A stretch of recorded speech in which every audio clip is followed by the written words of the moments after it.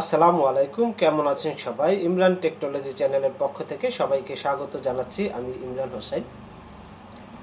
আজ যে বিষয়টি নিয়ে আপনাদের সামনে আলোচনা করব তা হলো, আপনারা যারা জাতীয় বিশ্ববিদ্যালয়ের অধীনে ফাইনাল ইয়ার অর্থাৎ শেষ বর্ষ পরীক্ষা সম্পন্ন করেছেন, কিন্তু প্রথম বর্ষে, দ্বিতীয় বর্ষে বা তৃতীয় বর্ষে কোনো সাবজেক্টে ফেল থাকার কারণে যাদের সার্টিফিকেট কলেজে আসছে না, তারা কিভাবে সার্টিফিকেট পাবেন?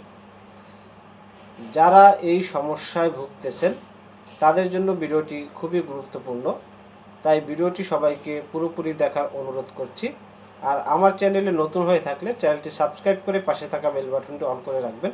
শিক্ষা সংক্রান্ত যে কোনো তথ্য চ্যানেলে আপলোড করা হয়। তাহলে চলুন আমরা জেনে নেই যে যাদের সার্টিফিকেট কলেজে না আসে সেই সার্টিফিকেটগুলো কিভাবে পাবো আর পাওয়ার জন্য কি করতে হবে। তো আপনারা যারা ডিগ্রি বা অনার্সে রয়েছেন বা ডিগ্রি অনার্স কমপ্লিট করেছেন, দেখা যায় অনেকেরই প্রথম বর্ষে, দ্বিতীয় বর্ষে বা তৃতীয় বর্ষে কোনো একটি বিষয়ে ফেল রয়েছে। আর এই ফেল থাকার কারণে আপনাদের সার্টিফিকেট কলেজে আসছে না, বা আপনারা কলেজে গিয়ে দেখছেন যে আপনাদের সার্টিফিকেট আসে না। আর যাদের রেজাল্ট ফুলফিল না হয় তাদের সার্টিফিকেট কখনোই কলেজে আসবে না। এটি আপনাদের নিজেদের উদ্যোগে নিয়ে সংগ্রহ করতে হবে। তো নিজেরা কিভাবে উদ্যোগ নেবেন? নিজেরা উদ্যোগ নেওয়ার জন্য আপনারা কলেজে প্রথমে যাবেন। কলেজে গিয়ে স্ক্রিনে আমি দেখাচ্ছি, এই যে একটি ফরওয়ার্ডিং আছে বা একটি লেটার আছে, এই লেটারটি আপনারা সংগ্রহ করবেন। তো কলেজের কম্পিউটার সেকশন থেকে বা কলেজের যারা অফিস সহকারী রয়েছে তাদের কাছে বলে এই লেটারটিতে আপনারা দেখেন যে কি উল্লেখ আছে যে প্রথম বা দ্বিতীয় বর্ষে যে একটি সাবজেক্টে ফেল রয়েছে আর এই কারণে আপনার সার্টিফিকেট আসছে না, সেটি বিস্তারিত উল্লেখ করতে হবে। আপনার নাম লিখতে হবে, রেজিস্ট্রেশন নম্বর লিখতে হবে, তারপর কোন সেশনের আপনি শিক্ষার্থী সেটি লিখতে হবে। তারপরে হচ্ছে আপনি থার্ড ইয়ার বা ফাইনাল ইয়ার শেষ করার পরেও কোন ইয়ারের পরীক্ষাটি কত সালে দিয়ে পাশ করছেন। মনে করেন আপনি 2023 সালে ফাইনাল ইয়ার দিয়েছেন, আর আবার ফার্স্ট ইয়ারে একটি পরীক্ষায় সমস্যা থাকার কারণে সেই পরীক্ষাটি আপনি আবার 2024 সালে দিয়ে পাশ করেছেন। এখন কিন্তু আপনার সার্টিফিকেটটি 2023 সালেরই হবে। সেজন্য এই যে সংক্রান্ত তথ্যগুলো আছে সেই তথ্যগুলো আপনাকে পুরোপুরি উল্লেখ করতে হবে।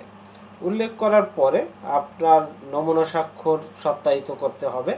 আপনি যদি সংগ্রহ করেন তাহলে আপনার নিজের নাম নমুনা স্বাক্ষর সত্যায়িত করবেন। আর যদি মনে করেন যে না, আপনার মনোনীত অন্য কোনো ব্যক্তি বা কলেজ কর্তৃপক্ষ যেই গ্রহণ করুক সেখানে তার নাম লিখে নমুনা স্বাক্ষর সত্যায়িত করতে হবে। তা এই ফরওয়ার্ডিংটি প্রথমে আপনাকে সংগ্রহ করতে হবে, যে ফরওয়ার্ডিংটি আপনার প্রতিষ্ঠান প্রধান অর্থাৎ প্রিন্সিপাল কর্তৃক স্বাক্ষরিত হতে হবে। তো ফরওয়ার্ডিংটি আপনার সংগ্রহ করা হয়ে গেলে এর সাথে আপনাকে আরও কিছু কাগজ দিতে হবে। তো আরও কি কাগজ দিতে হবে? আপনার রেজিস্ট্রেশন কার্ড, অর্থাৎ অনার্স বা ডিগ্রিতে যারা রয়েছেন তাদের রেজিস্ট্রেশন কার্ডের ফটোকপি। তারপরে দিবেন হচ্ছে আপনার থার্ড ইয়ারের রেজাল্ট, অনলাইন থেকে একটি প্রিন্ট করে নেবেন। থার্ড ইয়ারের রেজাল্ট দিবেন, থার্ড ইয়ারের অ্যাডমিট কার্ডের কপি দিবেন, বা যারা অনার্স রয়েছেন তারা ফোর্থ ইয়ারের রেজাল্টের কপি দিবেন বা অ্যাডমিট কার্ডের ফটোকপি দেন। অথবা আপনারা যারা ডিগ্রি তারা 3 ইয়ারের একটি রেজাল্ট একসাথে বের করা যায়, ওটি বের করে দিবেন। আর যারা অনার্সের রয়েছে তাদের ফোর্থ ইয়ারে মানে 4 বছরের একটি রেজাল্ট বের করা যায়, সেই রেজাল্টের কপিটি দিয়ে দিবেন এবং অ্যাডমিট কার্ড দিবেন।